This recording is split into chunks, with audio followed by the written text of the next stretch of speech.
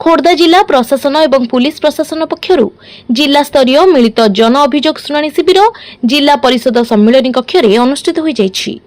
जिलापाल श्री अमृत ऋतुराज अध्यक्षतार उक्त मिलित जन अभियोग शुणाणी शिविर में आरक्षी अधीक्षक श्रीमती सागरिका नाथ, बनखंड अधिकारी खोर्धा जिलार श्री लाडे गजानन दयानंद, अतिरिक्त जिलापाल राजस्वर श्री साफल्य मंडित प्रधान, अतिरिक्त जिलापाल श्री प्रतापचंद्र बेउरा, मुख्य उन्नयन अधिकारी तथा निर्वाही अधिकारी जिला परिषद श्री ज्योतिशंकर साहू, उपजिलापाल श्री किशोर कुमार पंडा, डिप्यूटी कलेक्टर श्रीतपा मिश्र, सहकारी जिलापाल भुवनेश्वर कंवर जोग देइथिला बेले मोट 112 गोटी अभियोग आसीथिला बेले तन्मध्यरु 103 गोटी अभियोग व्यक्तिगत एवं 9 गोटी अभियोग ग्रामीण समस्या जनित थिला।